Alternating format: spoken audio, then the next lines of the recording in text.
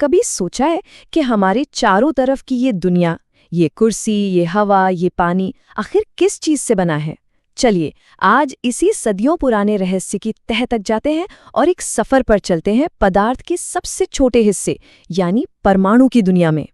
जरा सोचिए, क्या ऐसा हो सकता है कि ये स्क्रीन, हवा, यहाँ तक कि हम खुद, सब कुछ ऐसे नन्हे नन्हे कणों से बने हैं जिन्हें और तोड़ा ही नहीं जा सकता? बस यही एक सवाल हमें परमाणु की खोज की तरफ ले जाता है। परमाणु का ये आइडिया, ये कोई नई बात नहीं है। इसकी कहानी असल में विज्ञान से नहीं बल्कि हजारों साल पुराने दर्शन यानी फिलॉसफी से शुरू होती है। तो चलिए एक टाइम मशीन में बैठते हैं और 2500 साल पीछे चलते हैं, ये देखने कि ये विचार आखिर आया कहाँ से। और देखिए हैरानी की बात, दुनिया के दो अलग अलग कोनों में लगभग एक ही समय पर एक जैसा विचार जन्म ले रहा था। यहाँ भारत में महर्षि कणाद परमाणु की बात कर रहे थे, तो वहीं हजारों मील दूर ग्रीस में डेमोक्रिटस एटमॉस का सिद्धांत दे रहे थे। और सबसे मजेदार बात, दोनों विचारों का मतलब बिल्कुल एक ही था। परमाणु यानी परम अणु, वो सबसे छोटा कण जिसे और नहीं बांटा जा सकता। और ग्रीक शब्द एटमॉस का भी ठीक यही मतलब है, जिसे काटा न जा सके। दोनों ही एक ऐसे अविभाज्य कण की बात कर रहे थे। हाँ, लेकिन एक चीज समझना यहाँ बहुत जरूरी है। ये सब दार्शनिक विचार थे, लॉजिक पर आधारित थे। इन विचारकों के पास कोई लैब नहीं थी अपनी बात को साबित करने के लिए। ये तो बस तर्क और कल्पना की एक शानदार उड़ान थी, जिसे सच साबित होने में सदियां लग गईं। चलिए अब कहानी में एक लंबा लीप लेते हैं, लगभग 2000 साल का, और पहुंचते हैं 18वीं सदी में। अब फिलॉसफी की जगह एक्सपेरिमेंट्स ने ले ली थी और वैज्ञानिकों ने पदार्थों के व्यवहार में कुछ बहुत ही दिलचस्प पैटर्न देखने शुरू कर दिए थे। उस वक्त का सबसे बड़ा सवाल यही था कि आखिर ये केमिकल रिएक्शंस होते कैसे हैं। जब हाइड्रोजन और ऑक्सीजन मिलकर पानी बनाते हैं, तो क्या इसका कोई नियम है या ये सब बस ऐसे ही अपनी मर्जी से हो जाता है? इन्हीं सवालों के जवाब में ही मॉडर्न केमिस्ट्री की नींव छुपी थी। पहला बड़ा सुराग मिला इस नियम से, जिसे law of conservation of mass कहते हैं। इसका मतलब बहुत सीधा सा है, आप जितनी चीजें लेकर कोई केमिकल रिएक्शन शुरू करेंगे, रिएक्शन के बाद भी आपके पास उतनी ही चीजें बचेंगी, भले ही उनकी शक्ल बदल गई हो, कुछ भी गायब नहीं होता। और इसे साबित करना बहुत ही आसान था। जैसे एनसीईआरटी की इस गतिविधि में हम देखते हैं, अगर दो केमिकल्स को एक बंद फ्लास्क में मिलाया जाए तो रिएक्शन से पहले का वजन और रिएक्शन के बाद का वजन एकदम बराबर रहता है। इससे साफ था कि द्रव्यमान कहीं नहीं गया, बस उसका रूप बदल गया। और फिर मिला दूसरा बड़ा सुराग, जिसे कहते हैं स्थिर अनुपात का नियम। इस नियम का मतलब यह है कि हर केमिकल कंपाउंड की ना एक पक्की पकाई रेसिपी होती है, एक फिक्स रेसिपी जिसे आप बदल नहीं सकते। जैसे पानी को ही ले लीजिए, आप उसे नदी से लें, बारिश से इकट्ठा करें या लैब में बनाएं, फर्क नहीं पड़ता। उसमें हमेशा हाइड्रोजन और ऑक्सीजन के वजन का अनुपात 1:8 ही रहेगा, हमेशा। इसी तरह अमोनिया में नाइट्रोजन और हाइड्रोजन का अनुपात हमेशा 14:3 ही रहेगा। ये एक यूनिवर्सल नियम था। तो अब हमारे पास दो बड़े और सॉलिड सुराग थे, द्रव्यमान संरक्षण और स्थिर अनुपात। लेकिन इन दोनों सुरागों को जोड़कर कहानी कौन पूरी करता? यहीं पर एंट्री होती है जॉन डाल्टन की, जिन्होंने एक जासूस की तरह इन बिखरे हुए सुरागों को एक साथ जोड़ा। डाल्टन ने सोचा कि इन दोनों नियमों को एक साथ समझाने का सिर्फ और सिर्फ एक ही तरीका हो सकता है, और वो ये कि हमें मानना होगा कि हर पदार्थ छोटे छोटे न टूटने वाले कणों से बना है। उन्होंने इन कणों को परमाणु कहा। ये वही 2500 साल पुराना विचार था, लेकिन इस बार इसके पीछे ठोस वैज्ञानिक सबूत थे। तो डाल्टन के सिद्धांत की मुख्य बातें क्या थीं? पहली, हर चीज परमाणुओं से बनी है। दूसरी, ये परमाणु अविभाज्य हैं, मतलब इन्हें तोड़ा नहीं जा सकता। तीसरी, एक ही तत्व के सारे परमाणु बिल्कुल एक जैसे होते हैं और अलग अलग तत्वों के परमाणु अलग अलग होते हैं। और सबसे जरूरी, ये परमाणु हमेशा सरल पूरे नंबरों के अनुपात में जुड़कर ही यौगिक बनाते हैं। सच में ये एक बहुत ही सुंदर और सरल व्याख्या थी। डाल्टन की थ्योरी ने ये तो बता दिया कि केमिकल रिएक्शन क्यों और कैसे होते हैं, लेकिन अब अगला सवाल था कि ये परमाणु आखिर है क्या चीज? इसका आकार कितना है, ये दिखता कैसा है? विज्ञान की भाषा में कहें तो परमाणु किसी भी तत्व का वो सबसे छोटा कण है जो किसी भी केमिकल रिएक्शन में हिस्सा लेता है। मतलब ये केमिस्ट्री की दुनिया का सबसे बुनियादी बिल्डिंग ब्लॉक है। और इनका साइज, अच्छा, परमाणु इतने ज्यादा छोटे होते हैं कि उन्हें नापने के लिए हमें खास यूनिट नैनोमीटर की जरूरत पड़ती है। 1 नैनोमीटर मतलब 1 मीटर का 1 अरबवां हिस्सा। ये हमारी कल्पना से भी कहीं ज्यादा छोटा है। इसको ऐसे समझने की कोशिश करते हैं। रेत का एक बहुत छोटा सा कण लीजिए, उसका आकार होता है लगभग 10⁻⁻⁴ मीटर।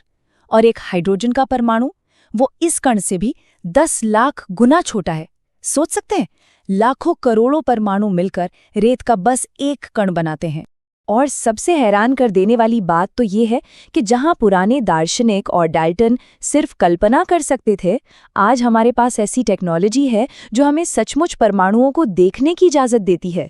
स्कैनिंग टनलिंग माइक्रोस्कोप यानी STM जैसी शक्तिशाली माइक्रोस्कोप किसी भी चीज की सतह पर मौजूद अलग अलग परमाणुओं की तस्वीरें तक ले सकते हैं।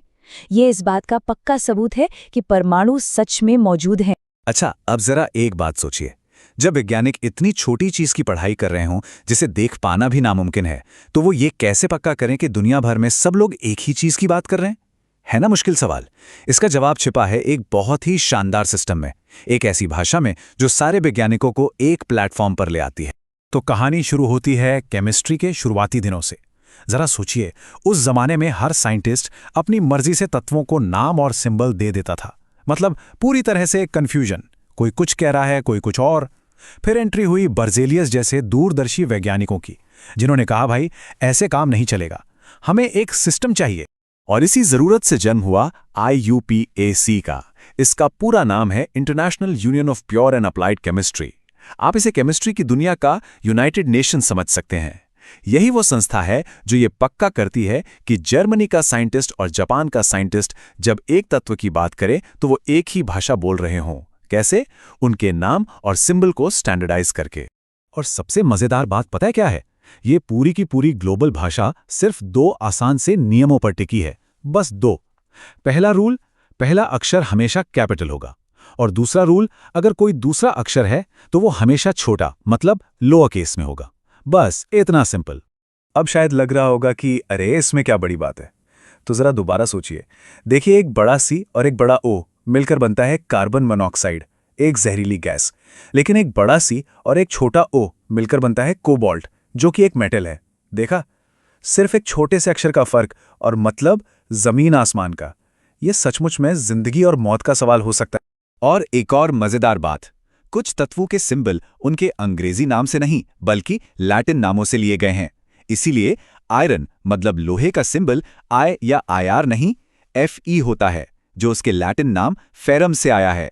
वैसे ही सोडियम का सिंबल Na है, जो नेट्रियम से लिया गया है ना केमिस्ट्री में छिपा इतिहास का एक छोटा सा पन्ना। ठीक है, तो नाम तो हमने दे दिए, पर अब अगला सवाल, इनका वजन कैसे करें? मतलब कोई उस चीज को तौल कैसे सकता है जिसे वो देख तक नहीं सकता? ये वैज्ञानिकों के सामने अगली बड़ी पहेली थी। तो वैज्ञानिकों ने क्या किया? देखिए, उन्होंने एक अकेले एटम को सीधे सीधे तौलने की कोशिश ही नहीं की, वो बहुत मुश्किल था। इसके बजाय वो एक बहुत ही स्मार्ट आइडिया लेकर आए, जिसे हम कहते हैं रिलेटिव एटॉमिक मास। इसमें वो एक एटम का वजन दूसरे एटम के मुकाबले में नापते हैं, मतलब उनकी तुलना करते हैं। अब देखिए, तुलना करने के लिए एक स्टैंडर्ड तो चाहिए ना, एक ऐसी चीज जिसके हिसाब से बाकी सबको तौला जाए। तो उन्होंने चुना कार्बन 12 एटम को और इसी के आधार पर एक नई यूनिट बनाई, एटॉमिक मास यूनिट, जिसे हम शॉर्ट में U कहते हैं। और एक U कितना होता है? ये कार्बन 12 एटम के वजन का ठीक 12वां हिस्सा होता है। मुझे पता है ये सुनने में थोड़ा कॉम्प्लिकेटेड लग सकता है, पर चिंता मत कीजिए, इसे समझने के लिए हमारे पास एक बहुत ही बढ़िया और आसान तरीका है, तरबूज वाली एनालॉजी। चलिए इसे समझते हैं। बस ये मान लीजिए कि एक तरबूज एक कार्बन 12 एटम के बराबर है। यही है हमारा गोल्ड स्टैंडर्ड, हमारा पैमाना, जिससे हम बाकी सब कुछ नापने वाले हैं। अब इस तरबूज को हम ठीक 12 बराबर हिस्सों में काट लेते हैं। ध्यान रहे, हर टुकड़ा वजन में बिल्कुल बराबर होना चाहिए। अब इन 12 टुकड़ों में से किसी भी एक टुकड़े का जो वजन है, वही हमारी स्टैंडर्ड यूनिट बन गई। केमिस्ट्री की भाषा में कहें तो यही है एक एटॉमिक मास यूनिट, यानी 1U। तो अब अगर हमें किसी दूसरे फल, मान लीजिए एक सेब का वजन पता करना है, तो हम बस उसे तराजू के एक पलड़े पर रखेंगे और दूसरे पर तरबूज के टुकड़े रखते जाएंगे। जितने टुकड़ों में वो बराबर हो जाए वही उसका रिलेटिव मास है, बस। ठीक इसी तरह हम हर दूसरे एटम का वजन कार्बन 12 के उस एक टुकड़े से तुलना करके निकालते हैं, है ना एकदम आसान। चलिए, तो हमने एटम की पहचान कर ली, उसका वजन भी कर लिया, लेकिन कहानी में अभी एक ट्विस्ट बाकी है। पता है क्या? ज्यादातर एटम्स को अकेले रहना पसंद ही नहीं है, वो हमारी तरह ही काफी सोशल होते हैं। और ये बात एक बहुत जरूरी सवाल खड़ा करती है। अगर एटम्स ही हर चीज के बेसिक बिल्डिंग ब्लॉक्स हैं, तो फिर ये अकेले अकेले क्यों नहीं रह पाते? ये हमेशा ग्रुप में एक साथ जुड़े हुए क्यों मिलते हैं? इसका जवाब सिर्फ एक शब्द में है, स्टेबिलिटी, यानी स्थिरता। ज्यादातर एटम्स अपने आप में बहुत अनस्टेबल होते हैं, बेचैन रहते हैं, और स्टेबल होने के लिए, शांत होने के लिए उन्हें दूसरे एटम्स के साथ जुड़ना ही पड़ता है। और एटम्स के इन्हीं छोटे छोटे ग्रुप्स को, उनके इन समुदायों को हम कहते हैं मॉलिक्यूल्स, यानी अणु। ये बस एक साथ जुड़े हुए एटम्स का एक झुंड है जो एक सिंगल यूनिट की तरह काम करता है। इसे आप ऐसे समझ सकते हैं कि मॉलिक्यूल किसी भी चीज का वो सबसे छोटा कण है जो आजाद रह सकता है, जिसका अपना एक स्वतंत्र अस्तित्व हो। ये दो या दो से ज्यादा एटम्स का एक ग्रुप है जो केमिकल बॉन्ड से आपस में कसकर जुड़े होते हैं। अब किसी एक मॉलिक्यूल में कितने एटम्स हैं, इसे उसकी एटॉमिसिटी कहते हैं। जैसे हीलियम और आर्गन जैसी गैसें मोनोएटॉमिक होती हैं, मतलब उनके एटम्स अकेले ही घूमते हैं। वही ऑक्सीजन और नाइट्रोजन डायएटॉमिक हैं, यानी हमेशा दो के जोड़े में रहते हैं। और फिर फॉस्फोरस और सल्फर जैसे पॉलीएटॉमिक भी हैं, जो बड़े बड़े ग्रुप्स में एक साथ रहते हैं। तो ये जो कोड्स हैं H2O, CO2, NaCl, आखिर ये बनते कैसे हैं? चलिए इसको समझने के लिए हम इसके सबसे बेसिक यूनिट पर चलते हैं, जिसे हम मॉलिक्यूल कहते हैं। सोचिए, कोई भी नई भाषा सीखने के लिए हमें पहले क्या चाहिए? उसके अक्षर, उसके सिंबल्स, राइट? केमिस्ट्री की दुनिया में ये अक्षर और सिंबल्स हैं मॉलिक्यूल्स और आयंस।